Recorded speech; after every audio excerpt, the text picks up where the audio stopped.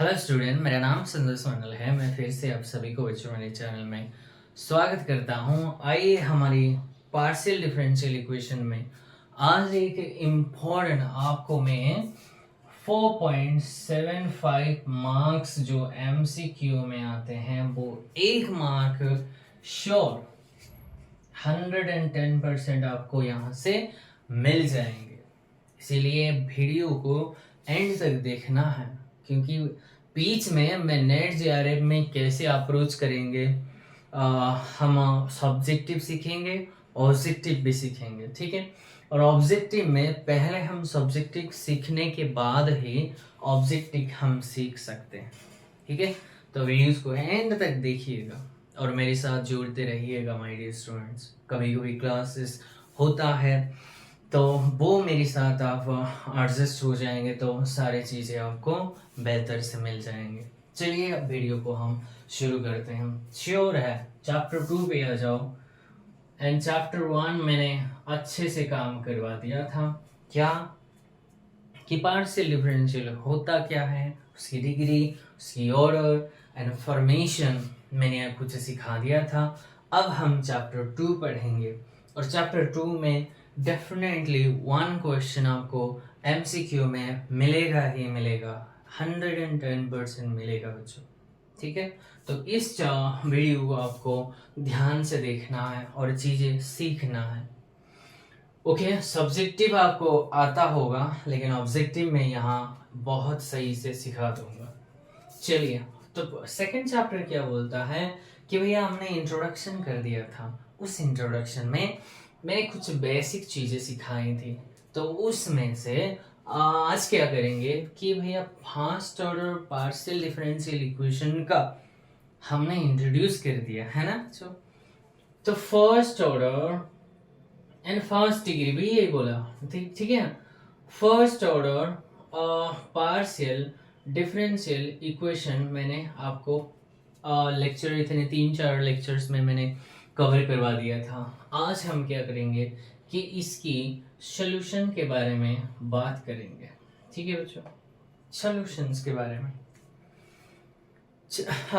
पिछले वीडियोस में हमने इसके बारे में तोड़ फोड़ किए थे। आज हम सॉल्यूशंस के बारे में बात करेंगे, ठीक है। तो to solve the first order partial differential equation, first order linear, ये क्या है, first order linear partial differential equation की जो सॉल्यूशन है, how many types are there. पहला टाइप हम पढ़ेंगे टाइप 1, ठीक है। मैं कुछ 3-4-5 टाइप शायद मैं बना दूंगा, तो देखते हैं वो करने के बाद ही टाइप कितना है वो काउंट कर लेंगे। First type, first order linear partial differential equation को सॉल्व करने के लिए टाइप 1 जो मेथड होता है उस मेथड का नाम होता है डायरेक्ट इंटीग्रेशन मेथड। क्या है बच्चों, डायरेक्ट इंटीग्रेशन मेथड है। नाम से ही पता चलता है डायरेक्ट है। डायरेक्ट हमको क्या करना है, इंटीग्रेट कर देना है चीजें को, पार्शियल डिफरेंशियल इक्वेशन को। फॉर एग्जांपल अगर हम ले तो देखो कैसे वो भी इंटीग्रेट करना है वो भी सीखेंगे, उसका भी एक रूल है। मान लेते हैं मैं curly square Z by curly X and curly Y मैंने ले लिया। कुछ फंक्शन है, एक partial differential equation plus 7xy ऐसे कुछ चीजें मैंने लिख दिया, साइन 3x प्लस y मैंने लिखवा दिया। क्या ये फर्स्ट ऑर्डर है, फर्स्ट, क्या ये लीनियर है? हाँ जी लीनियर है। तो इस differential equation, partial differential equation को सॉल्व करेंगे बाय क्या है, डायरेक्ट इंटीग्रेशन मेथड्स। रूल क्या है सुनो, रूल ये बोलता है इस मेथड हमेशा L2F करना है, सॉरी L2R करना है, माने L4 लेफ्ट टू राइट ही हमेशा जाना है, लेफ्ट टू राइट माने यहां से यहां जाना है। यानी कि पहले कौन है, देखो ये होता है left my dear students, right से लेफ्ट नहीं। तो इंटीग्रेशन जो लेना है हमको लेफ्ट से, पहला ये क्या है विद रिस्पेक्ट टू एक्स है, तो integrate this partial differential equation with respect to X first. और x से जब इंटीग्रेट करोगे जो कांस्टेंट हम यूज करेंगे विद रिस्पेक्ट टू y के हिसाब से हम रखेंगे, है ना। तो इंटीग्रेशन करने से पहला इंटीग्रेशन बोथ साइड ले लो, बस dx से करना है। तो ये क्या हो गई, एक कट गई तो curly Z by curly Y रह गया। इसमें विद रिस्पेक्ट टू x करते हो तो 7x² बाई 2 इंटू वाई है ना। साइन का इंटीग्रेशन होता है माइनस कॉस, तो minus cos 3x plus Y, और इनमें से x में है तो करना है तो 3 बाहर निकल आएंगे, ठीक है। सॉरी डिवाइड में होंगे ना बच्चों, डिवाइड बाय 3 प्लस में जो आर्बिट्री कांस्टेंट रखेंगे वो आप फाई ऑफ y रखना है। दिस द इंटीग्रेशन और विद रिस्पेक्ट टू x करना है, लेफ्ट टू राइट आपको जाना है, क्लियर है, लेफ्ट टू राइट आपको जाना है। फिर से एक डेरिवेटिव प्रेजेंट है उसको घटाना है हमको, तो अब और again integrating with respect to अब किस में करना है, y है, एक ही है ना, तो लेफ्ट राइट कुछ चक्कर नहीं है, तो उसको करेंगे। तो ये हुआ z प्लस ये क्या हो गई विद रिस्पेक्ट टू y कर देना है, तो y का इंटीग्रेशन, तो that means 7x² y² upon में 2 इंटू 4 हो गई इज इक्वल्स टू कॉस का साइन होता है sign 3x plus Y upon में 3 है इसमें, तो और y की रिस्पेक्ट में करेंगे वो तो 1 ही आ गई, plus with respect to y कर रहे हैं और फंक्शन y में है तो इसकी वैल्यू मुझे पता नहीं, समझ आया। प्लस ये इसकी इंटीग्रेशन है, आर्बिट्री कांस्टेंट अब क्या है फाई है, तो अब साई ऑफ x रख दो, और इसको अगर मैं डेकोरेट कर तो उसको वहां ले जाओ, तो ये हुआ z is equals to this solution is the, ये होता है इसकी सोल्यूशन किसका, इस डिफरेंशियल इक्वेशन की जो सोल्यूशन अगर बोल रहे हो तो यही होता है उसकी solution. How did you do that, by taking the direct integration, by using the direct integration method. तो हमने सीखा क्या है, जो भी है लीनियर पार्शियल डिफरेंशियल इक्वेशन होगा आपके पास, उसको सॉल्व करने के लिए टाइप 1 हमने सीखे हैं, और भी है। टाइप 1 में क्या बोलता है कि भैया आपको डायरेक्ट इंटीग्रेशन ले लो, लेकिन इंटीग्रेशन कैसे फॉर्म होगा, हमेशा लेफ्ट टू राइट होगा। मान लेते हैं ये जेड क्यूब होता और ठीक है, उसी हिसाब से आपको कर देना है। और जब आप विद रिस्पेक्ट टू एक्स करते हो तो आपको arbitrary constant with respect to Y रखना है। एक क्वेश्चन कर लेते हैं ताकि वो चीजें आपको आसान में समझ आ जाए, ठीक है। एक क्वेश्चन है curly Q Z by curly square X into curly Y, right, और नहीं curly X curly Y square, ठीक है, minus 18xy is equals to e⁻x, ठीक है।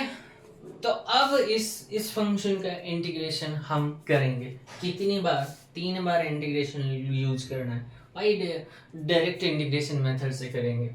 तो लेफ्ट टू राइट चलेंगे, पहला कौन है x है, तो पहला अगर करेंगे तो curly square z by curly Y square रहेगा, माइनस का ये 18 है विद रिस्पेक्ट टू x कर रहे हैं तो x² y बाई 2 है इज इक्वल्स टू e⁻x का e⁻x ही होता है, प्लस में phi 1 ऑफ y, क्योंकि 3 बार है तो phi 1 phi 2 phi 3 में ऐसे ले लूंगा, तुम्हारी मर्जी, अगर phi ले रही हो साई ले लो, और भी कुछ इंट्रोड्यूस कर लो, लेकिन मुझे ये अच्छा लगता है।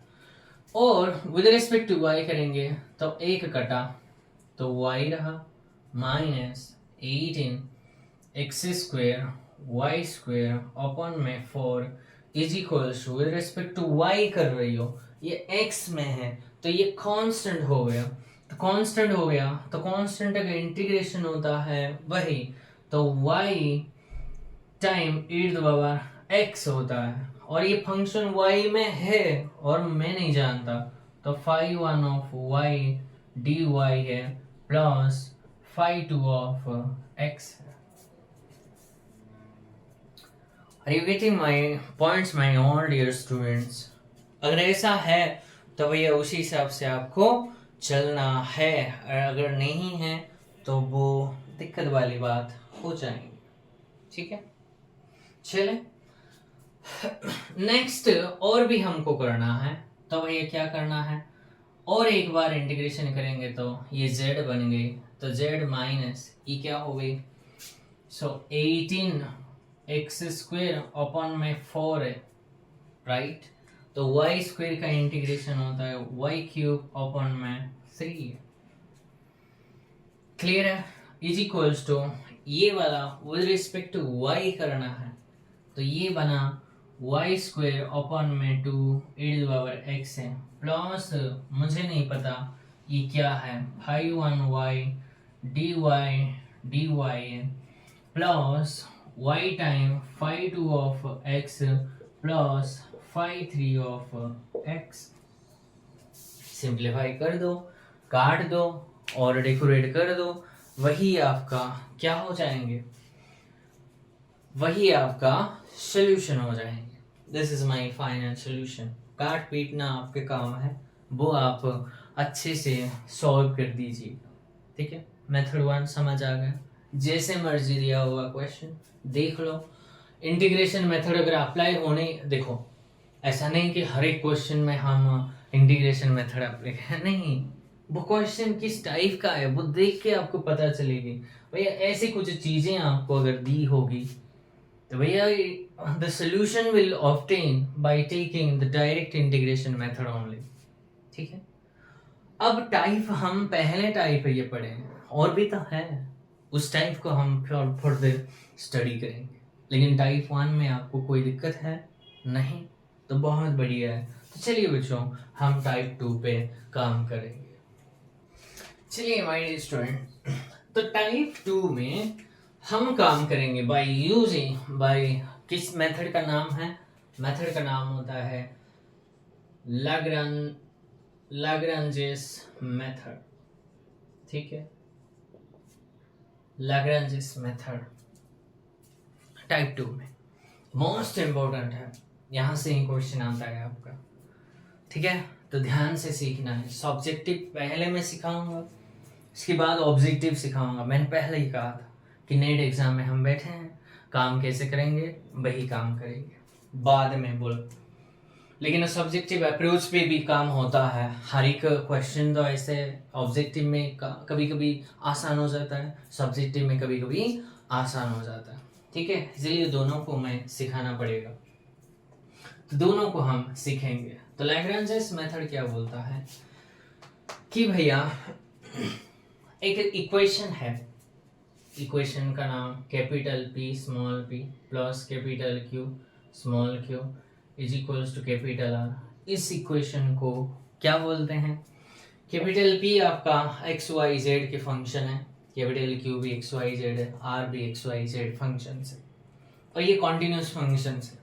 ठीक है, स्मॉल p स्मॉल q के बारे में हम जानते हैं, this is first derivative with respect to x, this is second derivative, sorry first derivative with respect to y, और बाद में वो धीरे धीरे भी हम चीजें सीखेंगे। Okay, these are my continuous functions p q and r। ठीक, चलो ये जो इक्वेशन होता है इसको ही हम बोलते हैं लाग्रांजेस इक्वेशन। ठीक है, और इस लाग्रांजेस इक्वेशन की जो सॉल्यूशन है, सॉल्यूशन कैसे आएंगे वो हम लिखेंगे phi of u, v is equals to 0। This is the solution किसकी, इस लाग्रांज इक्वेशन की जो सोल्यूशन है हम ऐसे लिखेंगे, ठीक है। और फाई क्या है, एक आर्बिट्री फंक्शन होता है। Phi is nothing but phi is my arbitrary function and where you, ये एक एक्स वाई जेड है एंड इसको C1 बोल दो एंड स्मॉल b भी एक्स वाई जेड की फंक्शन है and give it the name C2। Clear? Do you have any query? No? Then very good. Then let's go forward. ये जो C1 and C2 है my dear students, ये जो C1 and C2 ये are क्या है, to independent solution होता है। किसकी? इंडिपेंडेंट सोल्यूशन ऑफ, इसको अगर मैंने इक्वेशन 1 मान लेता हूं, ऑफ इक्वेशन 1। क्लियर है? इतनी अच्छे से मैं समझाता हूं, समझने की कोशिश करो, सीखो सब्जेक्ट को माय डियर स्टूडेंट्स, ठीक है, ताकि वो आसान हो जाए, सारी चीजें आपके दिमाग में पल्ले में पड़ना चाहिए माय डियर स्टूडेंट्स। ओके, तो ये दो जो सोल्यूशन आएंगे वो इंडिपेंडेंट सोल्यूशन होता है और इस सोल्यूशन को लिखने का तरीका भी है, हाउ टू राइट। माने पहला आपको phi of C1 C2 is equals to 0, ऐसे भी आपको एग्जाम में मिलेंगे सोल्यूशन। दूसरी वर्जन में फाई ऑफ C1 C2 ऐसे भी मिलेंगे आपको, या फिर phi of C2 is equals to C1। ये 3 वर्जन है किसी भी पार्शियल डिफरेंशियल इक्वेशन को लिखने के लिए। हमारे पास सिर्फ और सिर्फ इस 3 ही मेथड है सॉल्यूशंस को लिखने का। What I am going to tell you my students, to write the solutions of the given partial differential equation are of the form ऐसे हैं, लेकिन ये मोस्ट स्टैंडर्ड है, ऐसा नहीं कि ऐसे नहीं आते। आप ऐसे भी लिख सकते हो, ऐसे भी लिख सकते हो, ऐसे भी लिख सकते हो। Verify is an arbitrary constant मत बोल देना, आर्बिट्री फंक्शन। क्लियर है? अब मैं चीजें आपको कैसे काम करेंगे वो आपको मैं सिखाऊं,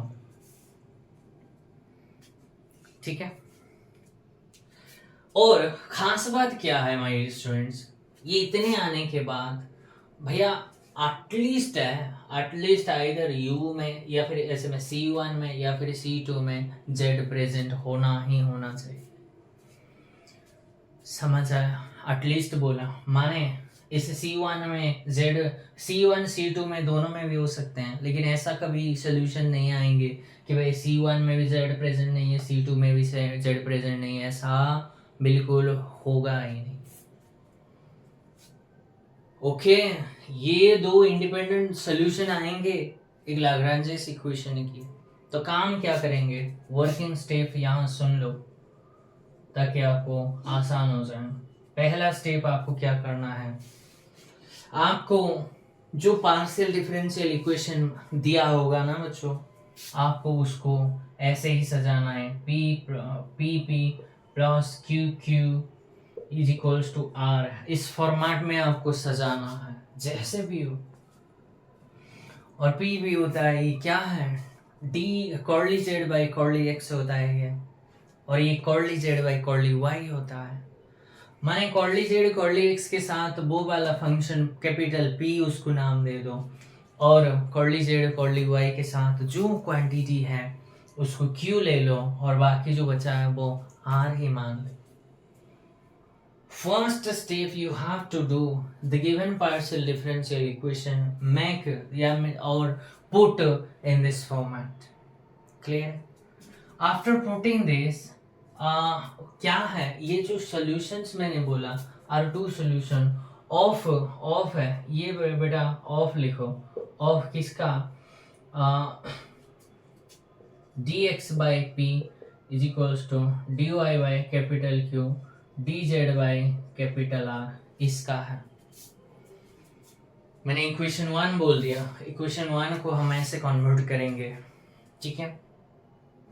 ये सोल्यूशन होता है C1 C2 और 2 इंडिपेंडेंट सोल्यूशन ऑफ का किसका, इसके dx by p and dy by q is equals to dz by r।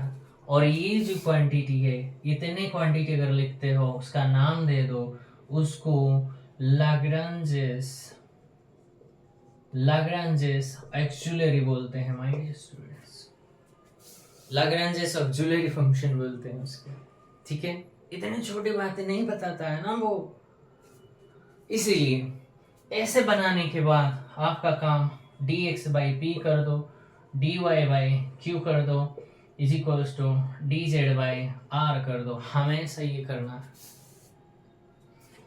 Third step कर दो कि भैया इसको कंपेयर करके इसको या फिर इसको जैसे भी कंपैरिजन से ऑन कंपेयरिंग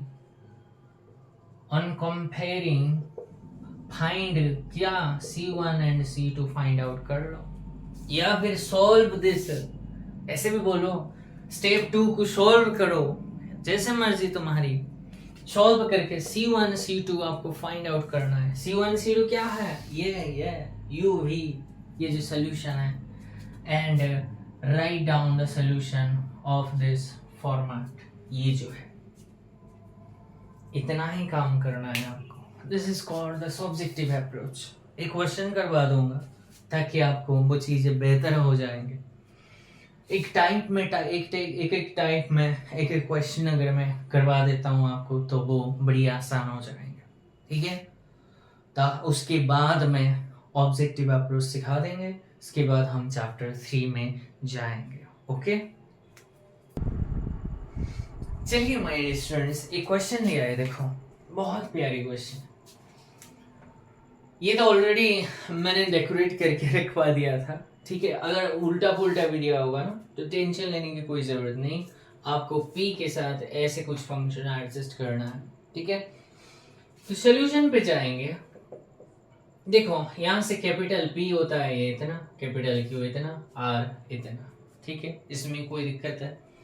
तो क्या ये फॉर्मेट में है P plus Q is equals to R है, यस, तो हम आगे बढ़ सकते हैं। नहीं तो हमको वो सजाना पड़ता, ऑलरेडी डेकोरेशन में से सजा के रखा हुआ है तो प्रॉब्लम कोई नहीं है। तो उसके बाद सेकंड स्टेप क्या बोलता है, एक ऑक्सिलरी इक्वेशन बनाना है, लाग्रांजेस ऑक्सिलरी। क्या बोलता है, dx by p is equals to dy by q is equals to dz by r है। तो लिखवा दो dx by p का वैल्यू कितना है, इतना है, तो y स्क्वायर z डिवाइड में x है तो ऊपर चला गया x है, दिक्कत कोई।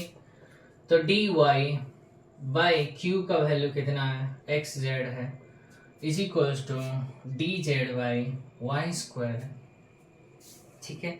हमको क्या फाइंड आउट करना है, सॉल्व करना है, किसको, इसको।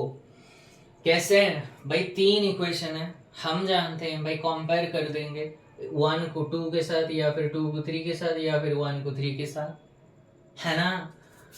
तो इसको हम 1 बोलेंगे, इसको 2, दिस थर्ड। तो क्या मैं 1 और 3 को कंपेयर कर सकता हूँ, हाँ कर सकता हूँ, है ना। तो आपकी मर्जी, जैसे आप कंपेयर करना चाहते हो, पॉसिबिलिटी देखना है आपको, उसी हिसाब से जाना है। तो मैं चाहता हूँ 1 एंड 2 को मैं कंपेयर करता हूँ पहला। तो इसको कंपेयर करेंगे तो इसको लेंगे, तो यहाँ से मुझे क्या मिल गए, x dx के साथ मुझे y स्क्वायर z मिला, और dy के साथ xz मैं लिखूंगा पहले, तो ये इससे कैंसिल हो गया, और ये अब ये क्रॉस मल्टीप्लाई हो गई, तो नीचे लिखवा देंगे। तो क्या है, x square d x is equals to y square d y. ये क्या सॉल्व करना आता है, तो इंटीग्रेशन बोथ साइड ले लेंगे, तो क्या हो गई, तो x q by 3 is equals to y q upon में 3 is equals to c q, ऐसे लिखवा देते हैं, या फिर खाली C1 लिखो, C1 बाद में हम नोटेशन दे देंगे, खाली C लिखूंगा आपके लिए। अब की बार ये x q minus y q is equals to मैं C1 बोला करूँ, वेर करके आप लिख सकते हो। C1 क्या है भैया, इसको आप एलसीएम लेंगे तो 3C होता है C1, तो माइनस प्लस वो तो एडजस्ट हो गया ना बेटा, ये आर्बिट्री कांस्टेंट है, इसमें नेगेटिव पॉजिटिव हम एडजस्ट कर सकते हैं। This is my C1। इसमें z प्रेजेंट नहीं है, तो आप देखेंगे बाद में जो करोगे, तीनों का तीनों में कंपेयर करवा देता हूँ। 1 और 3 को अगर मैं करूँ तो क्या मिलता है मुझे बताओ। तो x dx अपॉन में y square z is equals to d z upon में वाई स्क्वायर है ना बच्चों।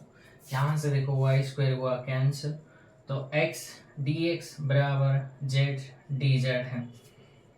तो यहाँ से इंटीग्रेशन अगर बोथ साइड ले लेंगे तो क्या मिल जाए, सॉरी यहाँ ले लेंगे तो क्या मिल जाएंगे, x square minus z square is equals to C2।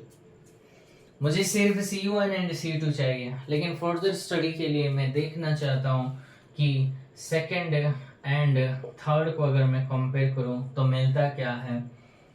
So dy upon में x z is equals to d z upon में वाई स्क्वायर है।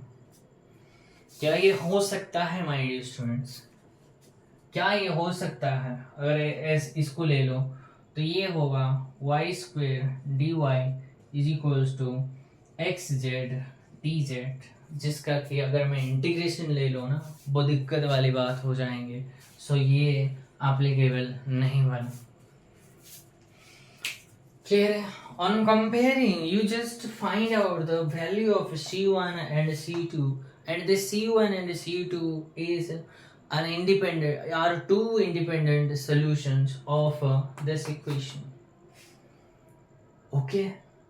और देखो मैंने भी क्या बोला था, either C1, at least C1 and C2 must present means contain Z। इसमें Z नहीं था, लेकिन देखोगे इसमें z प्रेजेंट होना ही चाहिए, तो ये होना ही था, इसकी मर्जी नहीं है, ये होना ही था, तो जो कि हो गया है माय डियर स्टूडेंट्स।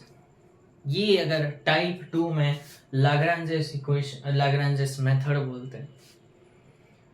टाइप 3 में हम क्या काम करेंगे वो हम देखेंगे कि इसमें हो क्या रहा है, ठीक है।